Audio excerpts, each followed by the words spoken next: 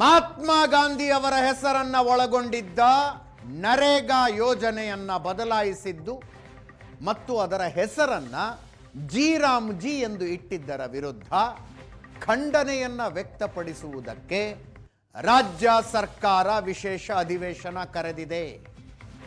ನಾಳೆ ರಾಜ್ಯಪಾಲರ ಭಾಷಣದೊಂದಿಗೆ ಶುರುವಾಗುತ್ತೆ. ಜನವರಿ 31ನೇ ತಾರೀಖಿನವರೆಗೂ ಅಧಿವೇಶನ.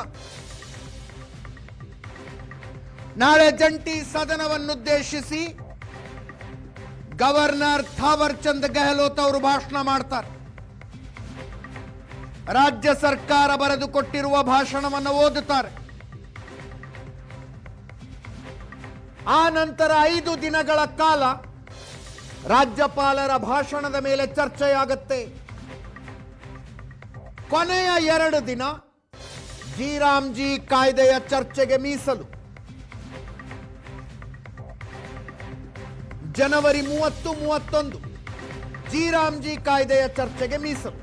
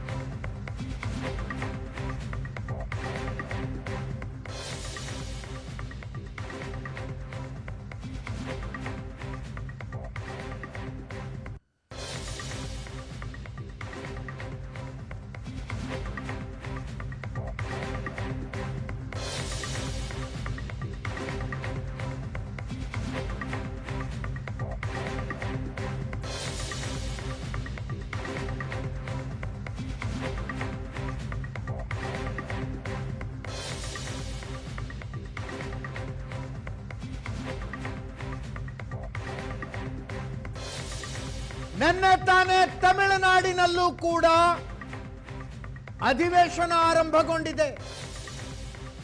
ತಮಿಳುನಾಡಿನ ಸುದ್ದಿಯನ್ನು ಹೇಳಿದ್ವಿ ನಿಮಗೆ. ರಾಜ್ಯಪಾಲ ರವಿ ಅವರು ಭಾಷಣ ಮಾಡದೆ ಎದ್ದೋದ್ರು. ಸರ್ಕಾರ ಬರೆದುಕೊಟ್ಟಿರುವ ಭಾಷಣದಲ್ಲಿ ಸತ್ಯಕ್ಕೆ ದೂರವಾದ ಅಂಶಗಳಿದಾವೆ ಅಂತ ಭಾಷಣ ಮಾಡದೆ ಎದ್ದೋಗ್ಬಿಟ್ಟು ಈ ರೀತಿ ರಾಜ್ಯಪಾಲರು ಮತ್ತು ರಾಜ್ಯ ಸರ್ಕಾರಗಳ ಮಧ್ಯದ ತಿಕ್ಕಾಟವನ್ನ ಈ ಹಿಂದೆ ನಾವು ಕೇರಳದಲ್ಲಿ ನೋಡಿದ್ದೀವಿ, ಪಶ್ಚಿಮ ಬಂಗಾಳದಲ್ಲಿ ನೋಡಿದ್ದೀವಿ. ಪುಣ್ಯಕ್ಕೆ ಕರ್ನಾಟಕದಲ್ಲಿ ಇಲ್ಲ. ಕರ್ನಾಟಕದಲ್ಲಿ ಯಾವುದೋ ಮಸೂದೆಗೆ ಸಹಿ ಹಾಕದೆ ಇಟ್ಕೊಂಡ್ರು,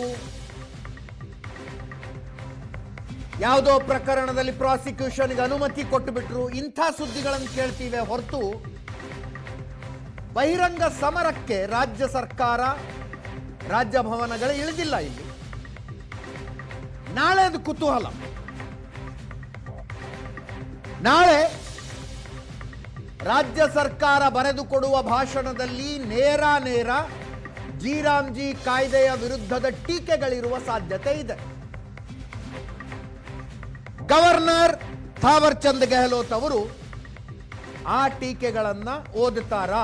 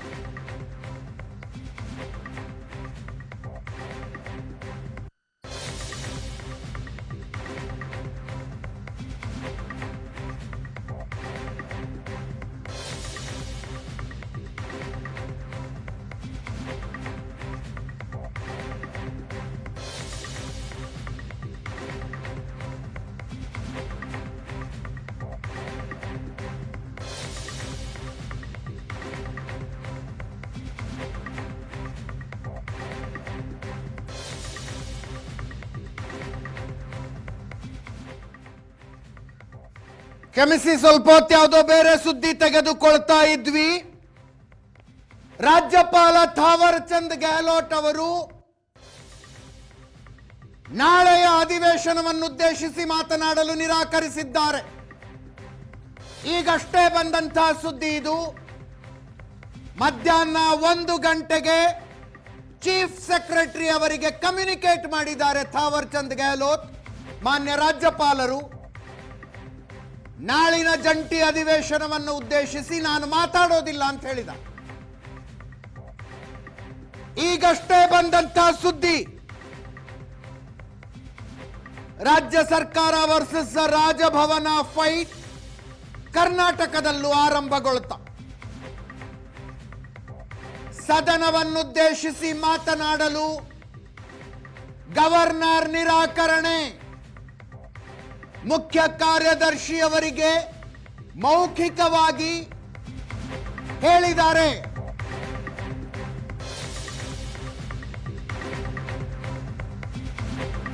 ಮುಖ್ಯ ಕಾರ್ಯದರ್ಶಿಯವರು ಗವರ್ನರ್ಗೆ ಪತ್ರನೂ ಬರೆದ್ರು.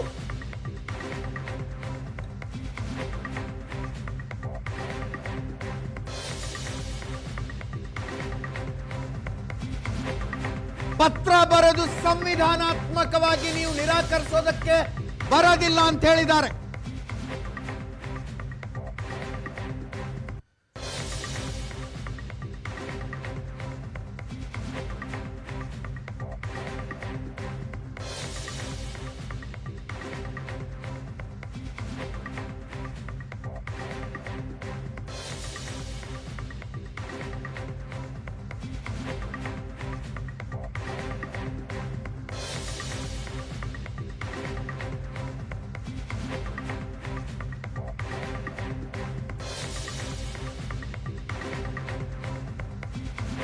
ಈಗಷ್ಟೇ ಮಾತಾಡ್ತಾ ಇದ್ವಿ, ತಮಿಳುನಾಡಿನಲ್ಲಿ, ಕೇರಳದಲ್ಲಿ, ಪಶ್ಚಿಮ ಬಂಗಾಳದಲ್ಲಾದಂತೆ ರಾಜ್ಯ ಸರ್ಕಾರಕ್ಕೂ ರಾಜಭವನಕ್ಕೂ ಬಹಿರಂಗ ಕದನಗಳಾಗಿಲ್ಲ, ಪುಣ್ಯ ಅಂತ.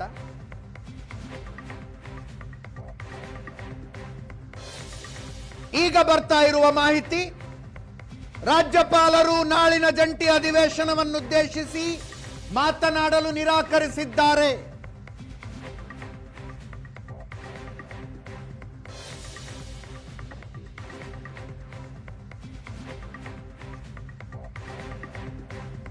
ಮುಖ್ಯ ಕಾರ್ಯದರ್ಶಿ ಅವರಿಗೆ ಕಮ್ಯುನಿಕೇಟ್ ಮಾಡಿದ್ದಾರೆ ಮೌಖಿಕವಾಗಿ. ಮುಖ್ಯ ಕಾರ್ಯದರ್ಶಿ ಶಾಲಿನಿ ರಜನೀಶ್ ಅವರು ರಾಜ್ಯಪಾಲರಿಗೊಂದು ಪತ್ರ ಬರೆದು, ಇದು ಸಂವಿಧಾನಾತ್ಮಕ ಬಾಧ್ಯತೆ, ನೀವು ನಿರಾಕರಿಸೋದಕ್ಕಾಗೋದಿಲ್ಲ ಅಂತ ಹೇಳಿದ್ದಾರೆ. ಈಗಷ್ಟೇ ಬರ್ತಾ ಇರುವ ಇನ್ನೊಂದು ಅಪ್ಡೇಟ್,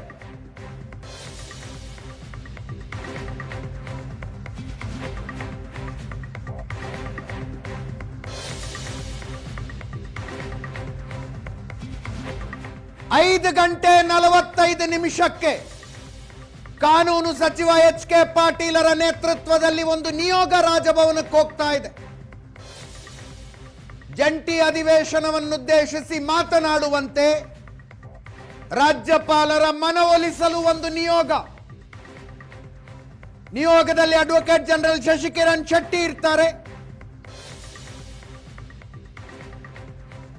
ಮುಖ್ಯಮಂತ್ರಿಗಳ ಕಾನೂನು ಸಲಹೆಗಾರ ಪೊನ್ನಣ್ಣ ಅವರಿರ್ತಾರೆ,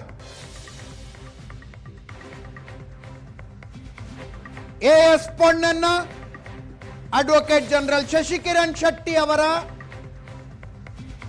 ತಂಡ ಕಾನೂನು ಸಚಿವ ಎಚ್ ಕೆ ಪಾಟೀಲರ ನೇತೃತ್ವದಲ್ಲಿ ರಾಜಭವನಕ್ಕೆ ಹೋಗ್ತಾ ಇದೆ. ಇನ್ನು ಸ್ವಲ್ಪ ಹೊತ್ತಿನಲ್ಲಿ 5 ಗಂಟೆ 45 ನಿಮಿಷದ ಅಪಾಯಿಂಟ್ಮೆಂಟ್ ಇದೆ.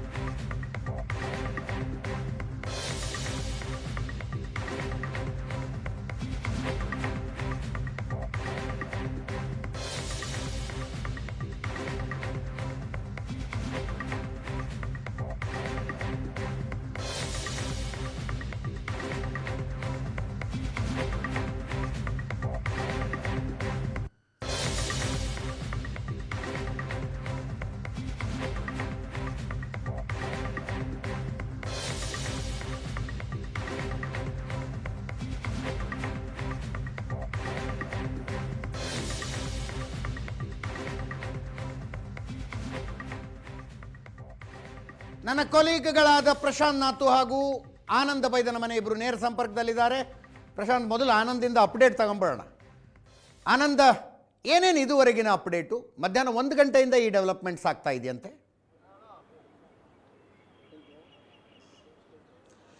ಎಸ್ ಅಜಿತ್, ಕೇಂದ್ರ ಸರ್ಕಾರ ಮತ್ತು ರಾಜ್ಯ ಸರ್ಕಾರದ ಮಧ್ಯೆ ಒಂದು ರೀತಿ ಸಂಘರ್ಷಗಳು ಕಳೆದ ಹಲವು ದಿನಗಳಿಂದ ಕೂಡ ನಡೀತಾ ಇತ್ತು.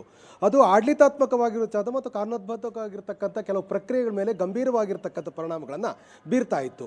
ಯಾಕೆಂದರೆ ರಾಜ್ಯ ಸರ್ಕಾರ ಸಚಿವ ಸಂಪುಟ ಸಭೆಯಲ್ಲಿ ತೀರ್ಮಾನ ತೆಗೆದುಕೊಂಡು ವಿಶೇಷ ಅಧಿವೇಶನ ನಡೆಸಬೇಕು ಅಂತೇಳಿ ನಿರ್ಧಾರ ಮಾಡಿದಾಗಲೇ ಈ ರೀತಿಯಾಗಿರುವಂಥ ಒಂದು ಸಂಘರ್ಷ ಆರಂಭಗೊಳ್ಳುತ್ತೆ ಅಂತಕ್ಕಂಥ ಮಾಹಿತಿಗಳು ಇತ್ತು. ಆದರೂ ಕೂಡ ಸಚಿವ ಸಂಪುಟ ಸಭೆಯಲ್ಲಿ ತೀರ್ಮಾನ ತೆಗೆದುಕೊಂಡು ಎಸ್ ಕೆ ಪಾಟೀಲ್ ನೇತೃತ್ವದಲ್ಲಿ ರಾಜ್ಯಪಾಲರನ್ನ ಭೇಟಿ ಮಾಡಲಾಗಿತ್ತು. ನಾವು ವಿಶೇಷ ಅಧಿವೇಶನ ಕರೆಗೆ ಸಂಬಂಧಪಟ್ಟಾಗೆ ಸಚಿವ ಸಂಪುಟದ ತೀರ್ಮಾನ ತೆಗೆದುಕೊಂಡಿದ್ದೇವೆ ಅಂತೇಳಿ ಭಾಳ ಸ್ಪಷ್ಟವಾಗಿ ರಾಜ್ಯಪಾಲರು ಹೇಳಲಾಗಿತ್ತು. ಆದರೆ ಕಾನೂನುಬದ್ಧವಾಗಿ ವರ್ಷದ ಆರಂಭದಲ್ಲಿ ಜಂಟಿ ಅಧಿವೇಶನ ಮಾಡದೆ ವಿಶೇಷ ಅಧಿವೇಶನ ಮಾಡಲಿಕ್ಕೆ ಸಾಧ್ಯ ಇಲ್ಲ ಅಂತಕ್ಕಂಥದ್ದು ಮನವರಿಕೆ ಆದಂಥ ಹಿನ್ನೆಲೆಯಲ್ಲಿ ಜಂಟಿ ಅಧಿವೇಶನದ ವೇಳಾಪಟ್ಟಿಯನ್ನು ರಾಜ್ಯ ಸರ್ಕಾರ ಸಿದ್ಧಪಡಿಸಿ ರಾಜ್ಯಪಾಲರಿಗೆ ಸಬ್ಮಿಟ್ ಮಾಡಿತ್ತು. ರಾಜ್ಯಪಾಲರು ಈ ಒಂದು ಮನವಿ ಹಿನ್ನೆಲೆಯಲ್ಲಿ ಅನುಮತಿಯನ್ನು ಕೊಟ್ಟಿದ್ದರು. 22ರಿಂದ ಅಧಿವೇಶನ ಮಾಡಲಿಕ್ಕೆ ಅನುಮೋದನೆಯನ್ನು ಕೊಟ್ಟಿದ್ದರು. ಅವರು ಕೊಟ್ಟಿರ್ತಕ್ಕಂಥ ಅನುಮೋದನೆ ಆಧಾರದ ಮೇಲೆ ಕರ್ನಾಟಕ ವಿಧಾನಸಭೆ ಅಧಿಕೃತವಾಗಿ 22ರಿಂದ 31ರವರೆಗೆ ಅಧಿಕೃತವಾಗಿರುವಂಥ ವೇಳಾಪಟ್ಟಿಯೊಂದಿಗೆ ಅಧಿವೇಶನ ನಡೆಯುತ್ತೆ ಅಂತಕ್ಕಂಥ ಅಧಿಸೂಚನೆಯನ್ನು ಪ್ರಕಟ ಮಾಡಿತ್ತು. ಹಾಗಾಗಿ ನಾಳೆ ಅಧಿವೇಶನ ನಡೀಬೇಕಾಗಿತ್ತು. ಆದರೆ ಇಲ್ಲಿರ್ತಕ್ಕಂಥ ಪ್ರಶ್ನೆ ಅಂತಂದರೆ, ನಾಳೆ ರಾಜ್ಯಪಾಲರು ಮಾಡ್ತಕ್ಕಂಥ ಏನು ಭಾಷಣ ಇತ್ತು ಅದು ಒಂದು ರೀತಿ ವಿವಾದಕ್ಕೆ ಕಾರಣವಾಗಿರ್ತಕ್ಕಂಥದ್ದು. ರಾಜ್ಯಪಾಲರು ನಾಳೆ ಬೆಳಗ್ಗೆ 11 ಗಂಟೆಗೆ ಮಾಡಬೇಕಾಗಿರ್ತಕ್ಕಂಥ, ಅಂದರೆ ಜಂಟಿ ಅಧಿವೇಶನ ಉದ್ದೇಶಿಸಿ ಮಾಡಬೇಕಾಗಿರ್ತಕ್ಕಂಥ ಭಾಷಣದಲ್ಲಿ ಇರ್ತಕ್ಕಂಥ ವಿಷಯದ ಬಗ್ಗೆ ರಾಜ್ಯಪಾಲರಿಗೆ ಆಕ್ಷೇಪ ಇರತಕ್ಕಂಥದ್ದು. ಅಂದರೆ ರಾಜ್ಯಪಾಲರು ಮಾಡ್ತಕ್ಕಂಥ ಭಾಷಣವನ್ನು ರಾಜ್ಯ ಸರ್ಕಾರವೇ ಸಿದ್ಧಪಡಿಸುತ್ತೆ.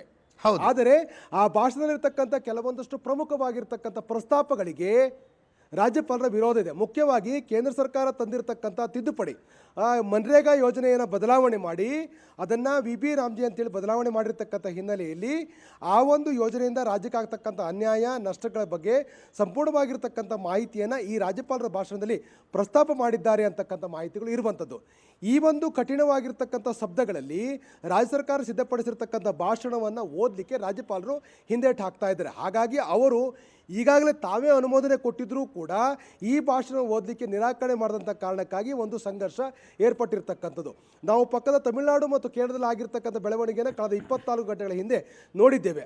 ಆದರೆ ಕರ್ನಾಟಕದಲ್ಲಿ ಆ ರೀತಿಯಾಗಿರ್ತಕ್ಕಂಥ ಸಂಘರ್ಷಗಳು ಆಗಲ್ಲ ಅಂತಕ್ಕಂಥ ವಿಶ್ವಾಸದ ಮಾತುಗಳನ್ನು ರಾಜ್ಯದಲ್ಲಿರ್ತಕ್ಕಂಥ ಹಿರಿಯ ರಾಜಕಾರಣಿಗಳೇ ಹೇಳ್ತಾ ಇದ್ರು. ಉದಾಹರಣೆಗೆ ಬಸವರಾಜ ಹೊರಟ್ಟಿಯವರು ಹೇಳಿದರು, ನಮ್ಮ ರಾಜ್ಯಪಾಲರು ಆ ರೀತಿಯಾಗಿ ಯಾವುದೇ ಕಾರಣಕ್ಕೂ ಅನಗತ್ಯವಾಗಿರ್ತಕ್ಕ ಗೊಂದಲಕ್ಕೆ ಅವಕಾಶ ಮಾಡಿಕೊಡೋದಿಲ್ಲ, ಸರ್ಕಾರ ಸಿದ್ಧಪಡಿಸಿರ್ತಕ್ಕಂಥ ಒಂದು ಭಾಷಣವನ್ನು ರಾಜ್ಯಪಾಲರು ಓದ್ತಾರೆ ಅಂತಕ್ಕಂಥ ಮಾತನ್ನು ಸಭಾಪತಿ ಹೊರಟ್ಟಿಯವರು ಹೇಳಿದರು. ಅಂದರೆ ಸರ್ಕಾರ ನಿಲುವನ್ನು ಅವರು ಡಿಫೆಂಡ್ ಮಾಡ್ತಕ್ಕಂಥ ಪ್ರಯತ್ನವನ್ನು ಮಾಡಿದರು.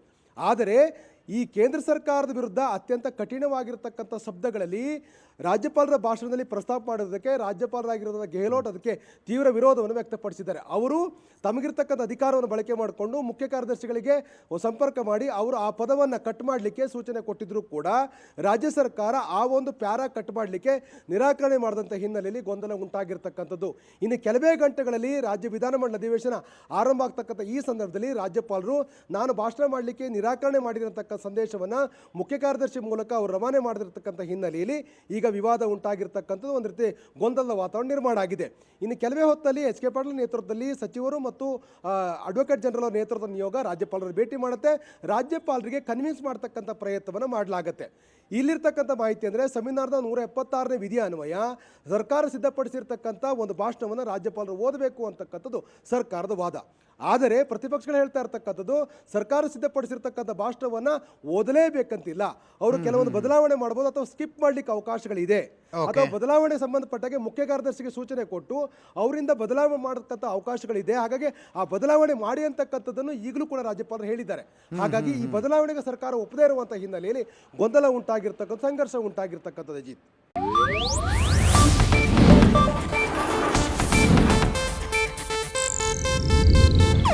ಇದು ಏಷ್ಯಾನೆಟ್ ನ್ಯೂಸ್ ನೆಟ್ವರ್ಕ್ ಪ್ರಸ್ತುತಿ.